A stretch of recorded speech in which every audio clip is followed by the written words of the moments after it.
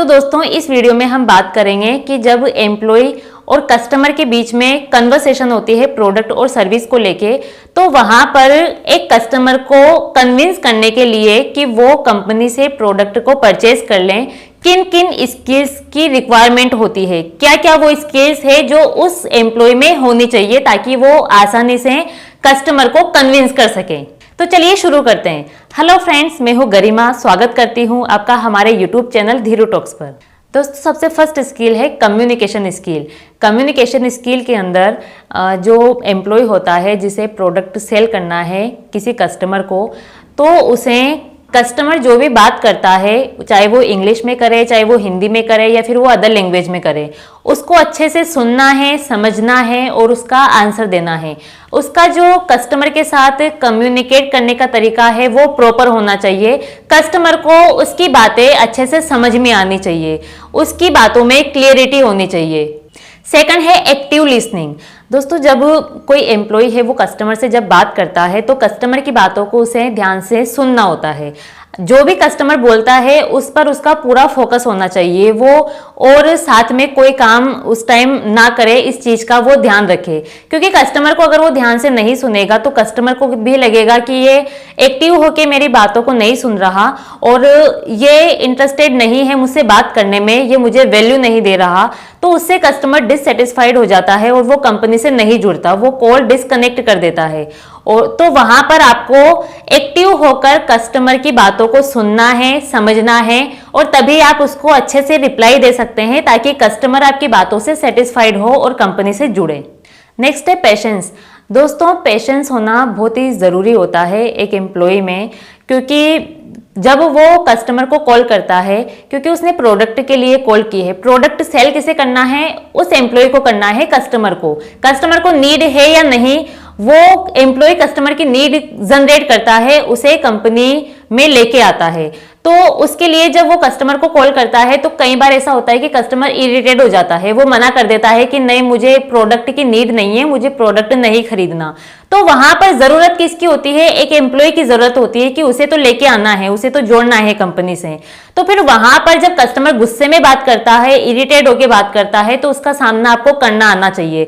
वहां पर ऐसा ना हो कि कस्टमर चिल्ला के बात कर रहा है तो आप भी बदले में उससे चिल्ला के बात कर रहे हैं। अगर आपने ऐसा किया तो कस्टमर के 1% चांसेस भी नहीं होंगे कि वो कंपनी में आ सके। वो आपकी कॉल को तुरंत डिस्कनेक्ट कर देता है और वो उस कंपनी में बिल्कुल भी नहीं आता। वो उस कॉल को तुरंत डिस्कनेक्ट कर देता है और वो कंपनी से नहीं जुड़ता। नेक्स्ट है कॉन्फिडेंस। एक एम्प्लॉय जब कस्टमर से बात करता है तो उसमें कॉन्फिडेंस होना बहुत जरूरी है, और कॉन्फिडेंस उसमें तभी आएगा जब उसको प्रोडक्ट, सर्विस और कंपनी के बारे में प्रॉपर नॉलेज होती है। क्योंकि कस्टमर के क्वेश्चन क्या होते हैं, कस्टमर के क्वेश्चन होते हैं या तो कंपनी से रिलेटेड या फिर प्रोडक्ट और सर्विस जो वो खरीद रहा है उससे रिलेटेड। तो वो कई सारे क्वेश्चन करता है और उसकी जगह पर अगर आप भी होते हैं तो भी आप भी कई सारे क्वेश्चन करते हैं, तभी आप कंपनी में पैसा देते हैं।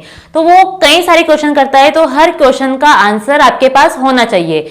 तो वहां पर अगर आपको नॉलेज होती है प्रोडक्ट, सर्विस के बारे में, कंपनी के बारे में, तो आप इजीली, कॉन्फिडेंटली आप उसको हर क्वेश्चन का आंसर दे सकते हैं, उसको सेटिस्फाइड कर सकते हैं।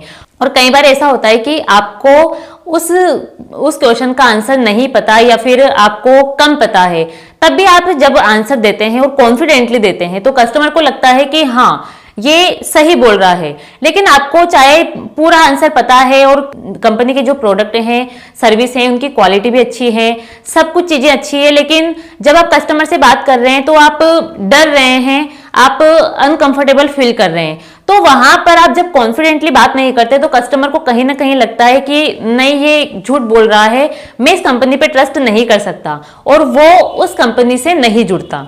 नेक्स्ट है प्रॉब्लम सॉल्विंग एबिलिटी। दोस्तों जब कोई भी एम्प्लॉय है वो कस्टमर से जब बात करता है तो कस्टमर जब प्रोडक्ट परचेज कर लेता है, सर्विस को परचेज कर लेता है, तो कई सारी प्रॉब्लम्स आती है उसके बाद भी, जैसे कोई टेक्निकल एरर आ गया या फिर वो सर्विस का अच्छे से यूज नहीं कर पा रहा, तो फिर जब वो कंप्लेन करता है तो वहां पर उसकी कंप्लेन को सुना जाए। आपके अंदर इतनी एबिलिटी होनी चाहिए कि आप उसकी प्रॉब्लम को सुनकर और उसका सॉल्यूशन करें, ना कि ये कि उसको पेंडिंग में रखे 15 दिन 1 महीना। अगर आप पेंडिंग में रखेंगे तो कस्टमर इरिटेट हो जाता है, वो दोबारा ना तो खुद जुड़ेगा, ना ही उसके बिहाफ पे किसी दूसरे कस्टमर को वो कंपनी से जोड़ने के लिए प्रीफर करेगा। तो आपको ध्यान रखना है कि आपकी जो प्रॉब्लम सॉल्विंग एबिलिटी है वो अच्छी होनी चाहिए। प्रॉब्लम को सुने, समझें और उसका टाइमली आपको सॉल्यूशन करना है। नेक्स्ट है कन्विंसिंग पावर। दोस्तों, एक एम्प्लॉय को टारगेट दिया जाता है कि कस्टमर को कंपनी से जोड़ना है, चाहे वो कैसे भी जोड़े, वो कैसे भी बात करे कस्टमर से। तो वहां पर आपके अंदर वो स्किल्स होनी चाहिए कि आप उसको आसानी से कन्विंस कर सकें। आप में कन्विंसिंग पावर होनी चाहिए। आप कस्टमर को अपनी कंपनी के बेनिफिट बताइए और जो भी प्रोडक्ट या सर्विस वो परचेज कर रहा है उसके बारे में आप उसको समझाइए। इन फ्यूचर क्या बेनिफिट होगा उसको इनको खरीदने से, वो चीजें आप उनको बताइए। तो कई सारी चीजें आप उनको बताइए। आप एक ट्रस्ट क्रिएट कीजिए कंपनी और उसके बीच में। तो इससे आपका जो कस्टमर है वो आसानी से कन्विंस हो सकता है और आपकी कंपनी से जुड़ सकता है। नेक्स्ट है टाइम मैनेजमेंट। एक एम्प्लॉय जो होता है उसे ये नहीं पता होता कि उसको अगर दिन भर में 100 कॉल दी जाती है तो एक कॉल को उसको कितना टाइम देना है।